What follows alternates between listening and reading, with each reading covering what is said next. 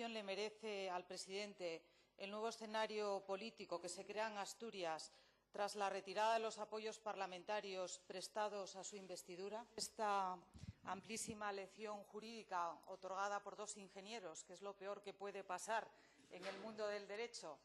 Dicen que los ingenieros pueden hablar de casi todo. Yo diría de casi todo menos de derecho, porque cometen ustedes deslizamientos importantes. Yo formulaba, señor presidente, esta pregunta porque nos parece que hay que trasladar al Parlamento las cuestiones que preocupan a los asturianos. Y, desde luego, el pasado 2 de este mismo mes, de noviembre, se anunciaba, yo diría de forma solemne, a bombo y platillo, si ustedes prefieren, la ruptura de los apoyos que en su día le habían otorgado a usted la mayoría absoluta para ser votado presidente en primera votación en esta Cámara. Izquierda Unida primero o después, porque resulta difícil otorgar primacía en este extraño y alocado concurso.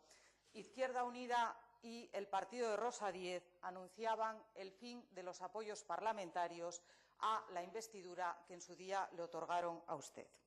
Y yo me remontaría, señor presidente, y de forma muy breve, a aquella ceremonia de puesta en escena que los asturianos, algunos, vimos con una cierta preocupación cuando usted recababa una mayoría absoluta que le otorgaba, no sé si estabilidad, pero al menos sí comodidad, le otorgaba una mayoría absoluta con dos partidos políticos, con dos formaciones claramente enfrentados en no pocos asuntos y materias.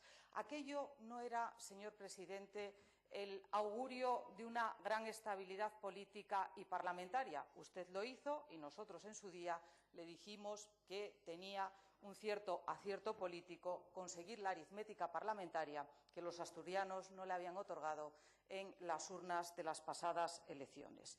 Y yo, señor presidente, decía que desde el Grupo Popular y desde el Partido Popular de Asturias vemos con preocupación este escenario por lo siguiente. Cuando esta ruptura se produce, toda Asturias se pregunta qué va a pasar a continuación. Y yo lo dije en su día, a usted le hizo mucha gracia y yo espero que no se la vuelva a hacer. Yo desconfío de los presidentes que huyen de los parlamentos y me estoy refiriendo a usted, señor Fernández. Desde el Grupo Parlamentario Popular nos parece que en la práctica parlamentaria y democrática un presidente que pierde los apoyos que en su día le otorgaron la mayoría absoluta para poder ser elegido presidente debe acudir con presteza, con prontitud y con rapidez a este Parlamento para explicar a los asturianos cuál es el futuro que se diseña ante una inestabilidad política como la que supone la falta de apoyos parlamentarios. Y nosotros hemos solicitado por registro la comparecencia del presidente del Parlamento, pero créame, no es un hito político del que estemos especialmente orgullosos. Es que usted tenía, a nuestro juicio, que haber venido al Parlamento a explicar a los asturianos, que hay muchos asturianos preocupados.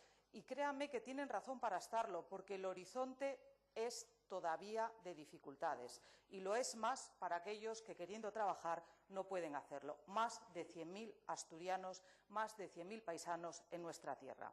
Y ante esta situación, pues iniciamos una ronda, o intentamos iniciar una ronda de conversaciones. Yo ya sé que usted es secretario general de los socialistas asturianos y ya sé que acumula ese cargo al cargo de presidente y ya sé que normalmente los gobiernos toman las iniciativas, pero también sé, señor Fernández, que usted iniciativas pocas.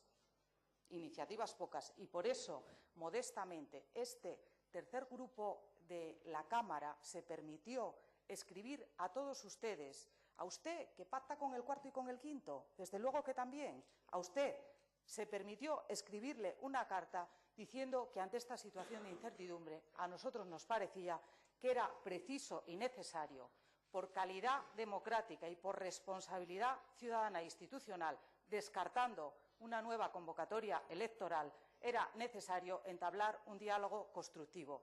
Y El diálogo constructivo no se produjo, estamos acostumbrados. ¿Qué le voy a decir yo a usted? Decía el portavoz de Izquierda Unida, si a los socios preferentes los trata como los trata. Pues mire usted, ni una conversación hemos tenido con el señor Fernández en 18 meses, ni una conversación, porque o estaba sobrado o desprecia al Grupo Parlamentario Popular.